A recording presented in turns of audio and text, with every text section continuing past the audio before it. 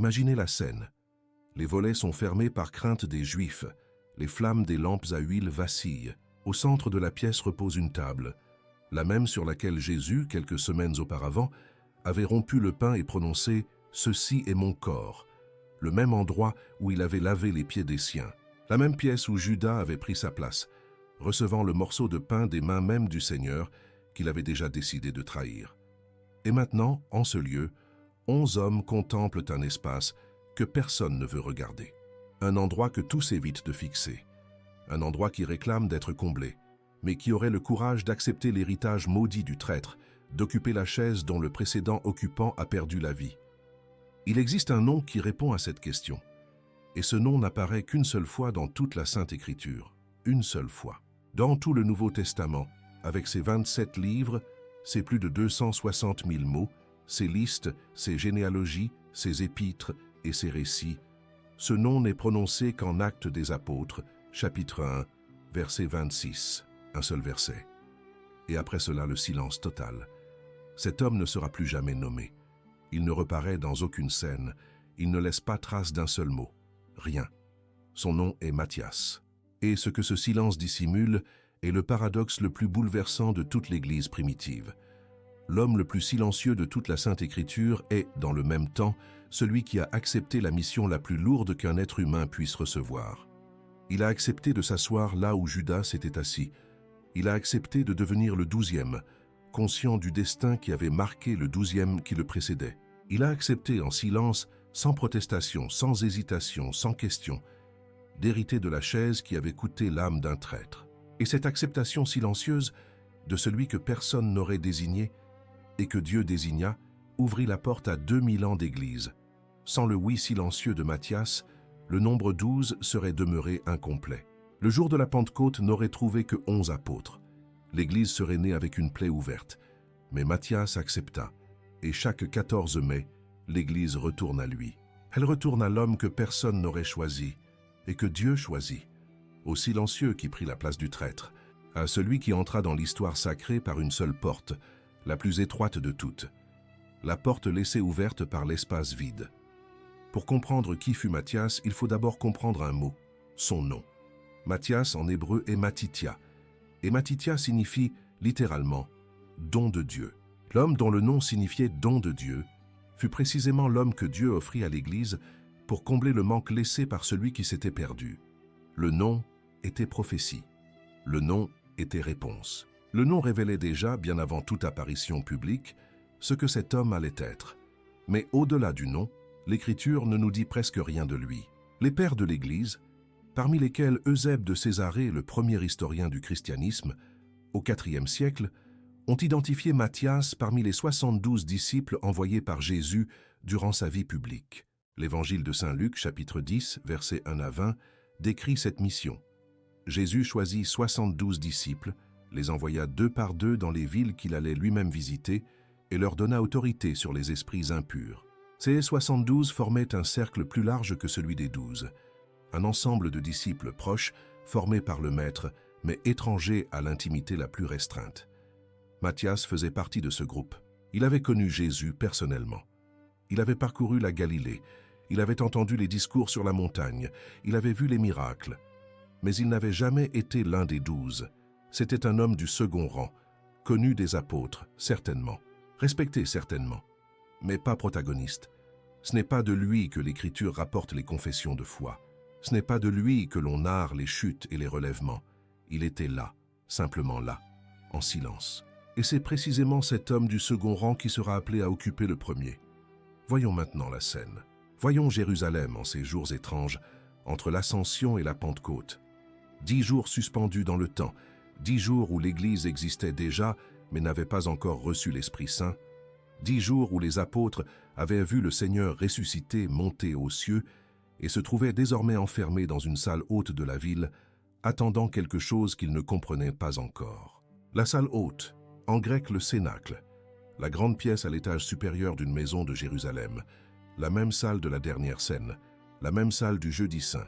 Et le livre des Actes des Apôtres, chapitre 1, verset 14, nous donne un détail que beaucoup de catholiques n'ont jamais remarqué. Là, dans ce cénacle, aux côtés des 11 apôtres, se trouvaient réunis quelques femmes, avec Marie, la mère de Jésus, et ses frères. Marie, la mère. Marie qui s'était tenue debout au pied de la croix. Marie qui avait reçu le disciple bien-aimé comme fils. Marie qui se trouvait maintenant là, dans cette pièce, au cœur de l'Église naissante, avant même qu'elle sache quelle était l'Église. Imaginez la scène. La lumière grise du soir entrant par les fentes des volets fermés. L'odeur de l'huile qui brûle dans les lampes d'argile. L'encens allumé pour les prières du matin parfumant encore l'air. 120 personnes rassemblées, car Actes 1, verset 15, précise ce nombre exact.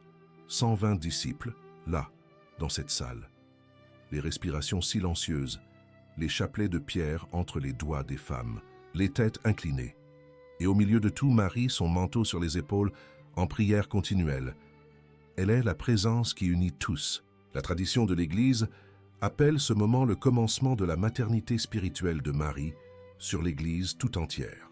Avant la Pentecôte, avant le feu, avant les langues de feu, Marie est déjà là, veillant, priant, formant les apôtres comme une mère qui prépare ses enfants à la mission qui vient. Elle est mère de l'Église depuis cet instant, même si ce titre ne sera officialisé que des siècles plus tard. Et dans cette première décision ecclésiale, la mère est présente. Toute décision de l'Église, depuis le tout premier instant, se prend sous le regard maternel de Marie. C'est le détail que beaucoup de catholiques n'ont jamais pris le temps de considérer. Lorsque l'Église choisit le 12e apôtre, Marie était là, priant avec eux. Le premier choix ecclésial de l'histoire naquit sous la prière de la mère. Et c'est dans ce contexte, Marie présente, 120 disciples rassemblés, 10 jours de prière ininterrompue, que Pierre se lève pour accomplir la chose la plus difficile de son pontificat à peine commencé. Expliquer ce qui s'est passé avec Judas. Pierre prend la parole, et il parle en citant une écriture ancienne. Il cite le psaume 109, verset 8.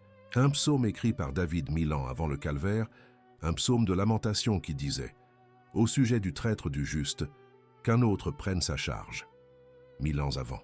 Mais les paroles étaient là, attendant ce moment précis dans le cénacle, attendant que Pierre les lise à voix haute, attendant que 11 hommes comprennent que le vide laissé par Judas n'était pas un hasard de l'histoire, c'était une prophétie qui devait être accomplie. Qu'un autre prenne sa charge. Cet autre avait un nom qui n'avait pas encore été prononcé à voix haute dans ce cénacle, un nom qui était là, au milieu de ces 120 personnes, peut-être assis adossé à un mur, peut-être à genoux avec les femmes, en silence, sans savoir que quelques heures plus tard, toute l'Église saurait qui il était. Matthias, le don de Dieu, l'homme du second rang, le silencieux. La chaise vide l'attendait, et lui, sans le savoir, attendait la chaise vide. Ce qui se passa dans ce cénacle dans les heures qui suivirent est le geste le plus ancien de la Bible tout entière pratiqué pour la dernière fois dans l'histoire de l'Église. Pierre propose les critères. Écoutons-les tels qu'ils retentirent en ce moment, consignés dans les Actes des Apôtres, chapitre 1, versets 21 et 22. Pierre dit aux 120, « Il faut que parmi ceux qui nous ont accompagnés pendant tout le temps où le Seigneur Jésus a vécu parmi nous, depuis le baptême de Jean jusqu'au jour où il nous a été enlevé, l'un d'eux devienne avec nous témoin de sa résurrection. » Les critères étaient sévères. Le successeur de Judas devait avoir été avec Jésus depuis le baptême dans le Jourdain jusqu'à l'ascension au mont des Oliviers. 3 années entières. Et il devait avoir vu le Christ ressuscité de ses propres yeux. Il ne suffisait pas d'être bon, il ne suffisait pas d'être saint, il fallait être témoin oculaire. Et la communauté des 120 présenta 2 noms, 2 seulement. 2 hommes seulement, parmi les 120 présents, remplissaient les 2 critères. Le premier était Joseph, appelé Barsabas, surnommé le Juste. Le second était Matthias. Voici le détail que la tradition de l'Église primitive a laissé s'effacer, mais qui change complètement la compréhension de la scène. Joseph le Juste était le nom le plus connu. Son surnom disait tout, le Juste. C'était un homme de renom, de prestige, portant la marque publique de la droiture. Lorsque les 120 entendirent les 2 noms proposés, il est raisonnable d'imaginer que la majorité aurait voté pour Joseph. C'était le candidat naturel, le candidat attendu, le candidat logique. Matthias était l'autre.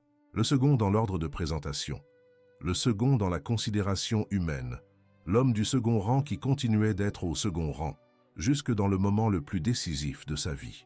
Et c'est à cet instant que les apôtres firent quelque chose qui ne se reproduirait plus jamais dans l'histoire de l'Église. Ils remirent la décision à Dieu. Ils ne votèrent pas. Ils ne débattirent pas.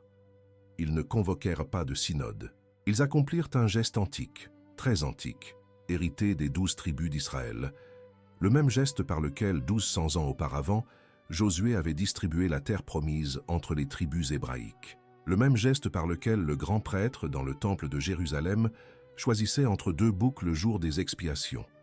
Le même geste par lequel le prophète Jonas avait été désigné comme responsable de la tempête. Un geste réservé aux moments où les hommes reconnaissaient que le choix ne leur appartenait pas. Ils tirèrent au sort. Tirer au sort, dans la tradition biblique, n'était pas un jeu de hasard. Ce n'était pas une loterie. C'était une reconnaissance. C'était le geste humble des hommes qui disaient « Nous sommes tous deux limités. Nous ne connaissons pas le cœur des candidats. Mais toi, Seigneur, tu le connais. Et c'est toi qui vas choisir. » Avant d'accomplir ce geste, ils prièrent. La prière est consignée dans Acte 1, verset 24. Les 11 apôtres dirent ensemble « Toi, Seigneur, qui connais le cœur de tous, montre lequel de ces deux tu as choisi pour prendre, dans ce ministère et cet apostolat, la place que Judas a abandonnée pour aller à sa propre place. » Quelle phrase bouleversante.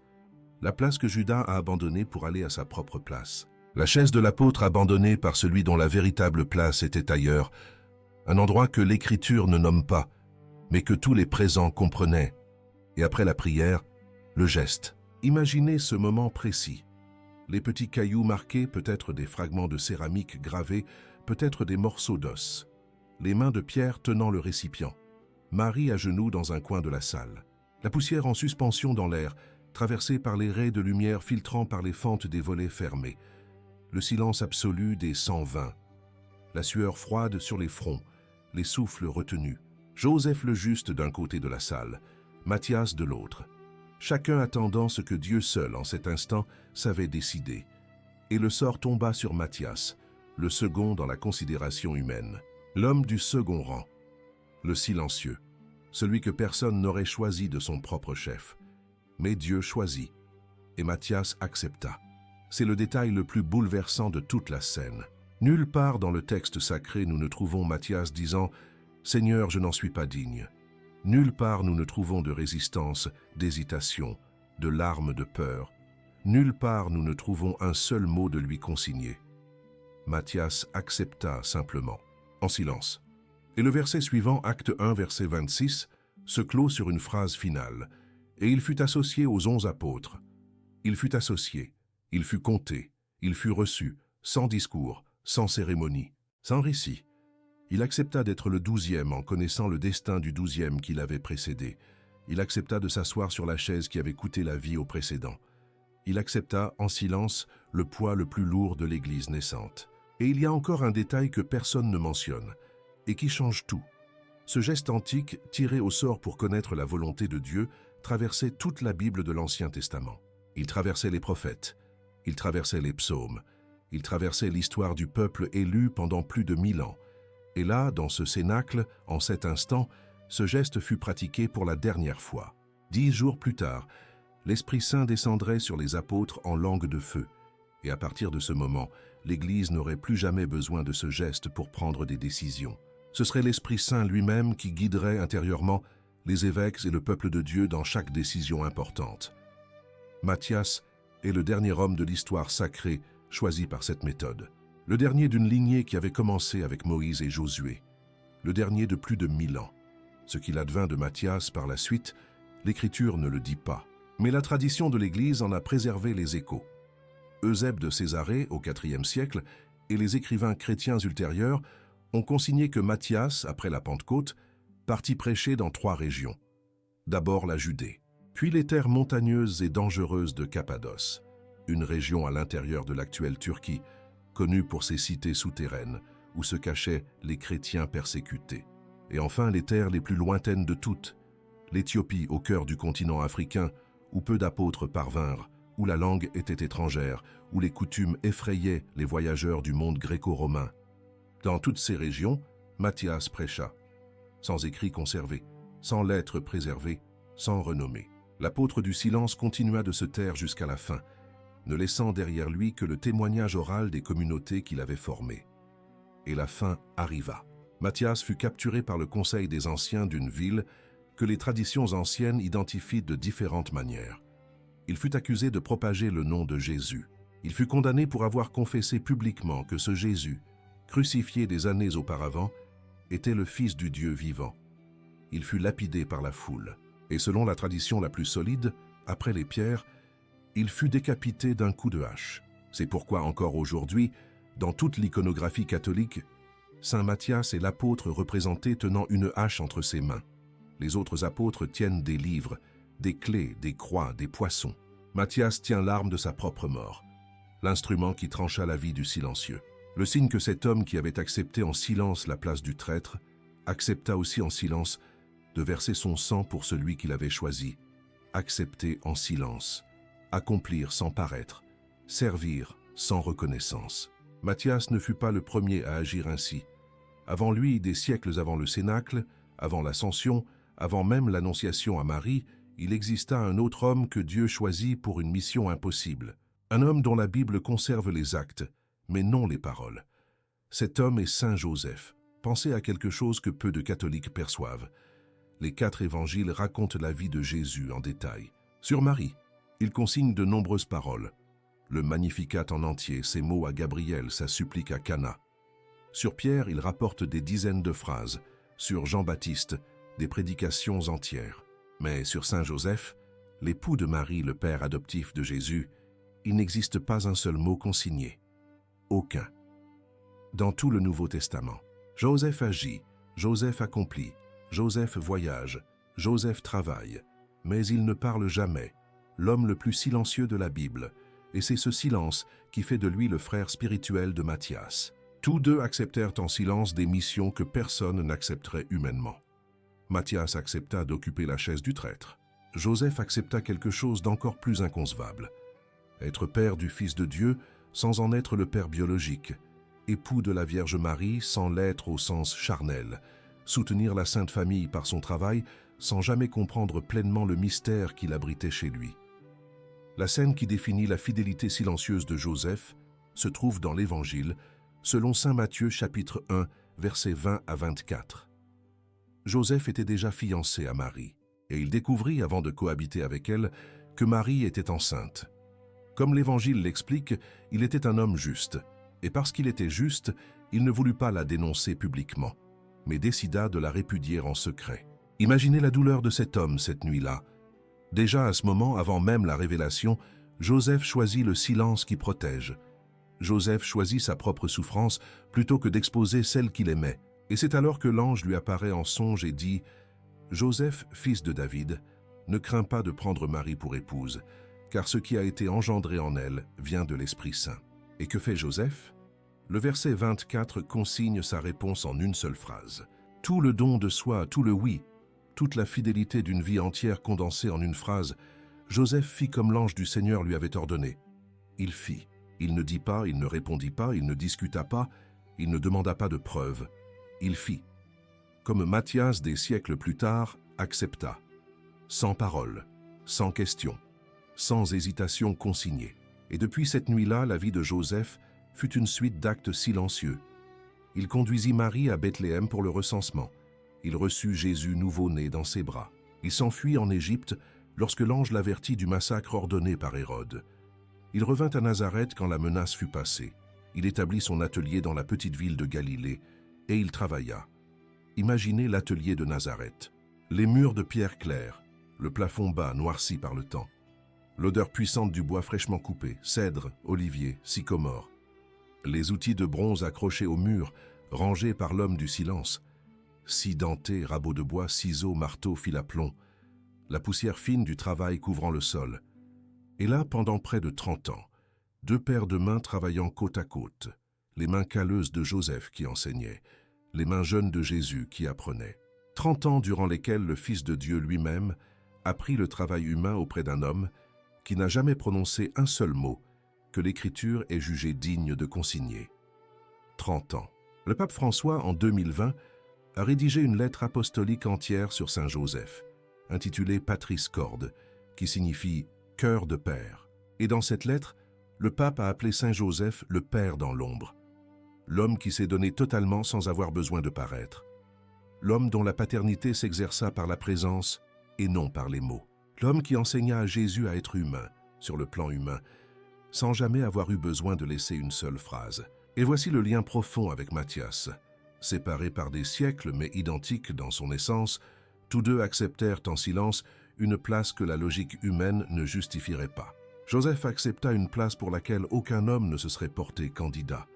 Père d'un fils qui n'est pas le sien, époux dans une union qui protège un mystère. Matthias accepta une place pour laquelle aucun homme ne se serait porté candidat, successeur du traître, occupant d'une chaise maudite. Tous deux dirent oui sans avoir besoin de rien dire.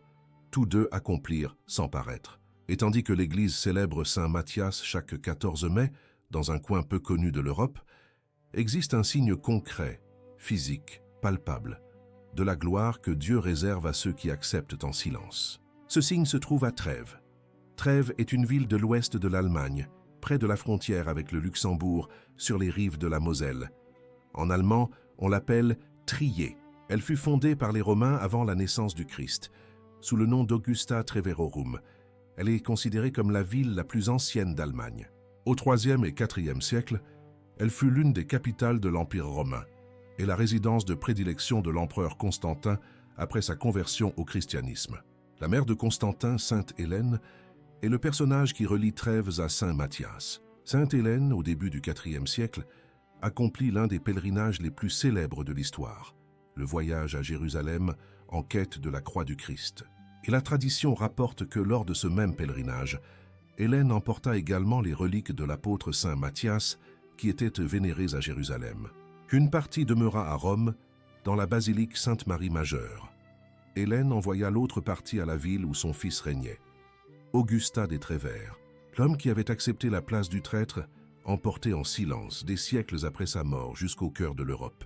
Les reliques survivèrent aux invasions germaniques, furent dissimulées lors de pillages, et le souvenir précis de leur emplacement finit par se perdre, jusqu'à ce qu'en l'an 1127, lors de la démolition de l'ancienne abbaye pour la construction d'une nouvelle basilique, les moines découvrent, sous le sol de l'église, les reliques de l'apôtre. La nouvelle se répandit à travers l'Europe. Les pèlerins commencèrent à affluer. La nouvelle basilique fut consacrée en 1148 par le pape Eugène III, en présence de saint Bernard de Clairvaux, le plus grand prédicateur du XIIe siècle. Et voici le fait qui rend Trèves unique dans tout le monde chrétien. Les 12 apôtres, après la Pentecôte, se dispersèrent à travers le monde. Pierre est enterré à Rome, André à Patra, en Grèce, Jacques le Majeur à Compostelle, en Espagne, Jean à Éphèse, en Turquie actuelle, Thomas à Mylapore, en Inde, Barthélemy sur l'île Tibérine, à Rome, Matthieu à Salerne, en Italie, 11 apôtres, tous enterrés autour de la Méditerranée. Un seul apôtre repose au nord des Alpes, Saint Matthias. L'abbaye Saint-Matthias de Trèves est le seul endroit dans toute l'Allemagne, toute l'Autriche, toute la Pologne, toute la Hollande, tout le Royaume-Uni, toute la Scandinavie, tout le nord du continent européen où l'on peut toucher physiquement la sépulture d'un apôtre du Christ. Le seul. En plus de 1000 ans de christianisme européen, un seul apôtre a choisi par providence divine de reposer aussi loin de la Méditerranée. Et le nom de cet apôtre est celui du silencieux, du second nom, de celui que personne n'aurait choisi et que Dieu choisit.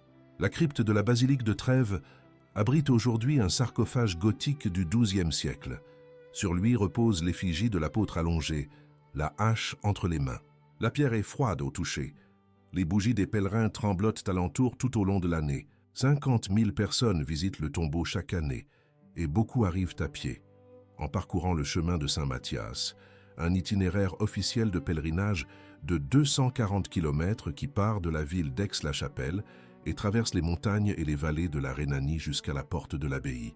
Le silencieux continue d'appeler en silence et continue de répondre en silence des pèlerins de toutes les langues. Combien de fois vous êtes-vous senti le personne? Combien de fois avez-vous fait quelque chose d'important sans que personne ne le remarque? Ou avez-vous été le second non retenu, le second dans la file, celui remis à plus tard, avec la sensation que votre vie se déroulait sans témoin? La fête de Saint-Matthias, chaque 14 mai, est pour vous, car Matthias était le second nom. Joseph le Juste était le premier. Matthias était le moins en vue. le moins visible, le moins probable. Et Dieu, dans ce cénacle, montra que la considération humaine et la considération divine sont deux choses différentes. La vie chrétienne, pour l'essentiel, se vit en silence. Pas dans les grandes apparitions, pas dans les chairs, pas dans les foules. La vie chrétienne, c'est la mère qui se lève au milieu de la nuit pour soigner son enfant qui a de la fièvre, sans témoin. C'est le père qui fait vivre sa famille par un travail acharné, chaque jour, sans applaudissements. C'est le vieillard qui récite son chapelet seul dans sa chambre, à voix basse, sans que personne ne l'entende. C'est le jeune qui résiste à la tentation lors d'une nuit difficile, sans que personne ne sache qu'il a résisté. C'est l'épouse qui pardonne en silence. C'est l'employé qui fait ce qui doit être fait, même quand son supérieur ne regarde pas. C'est le pauvre qui partage ce qu'il a avec son voisin encore plus pauvre, sans en parler à personne. Ce sont là les Matthias de notre temps, ceux qui sont choisis pour des places que personne ne choisirait et qui ont accepté en silence. Et cette acceptation silencieuse est le cœur de la vocation chrétienne. Marie accepta la première.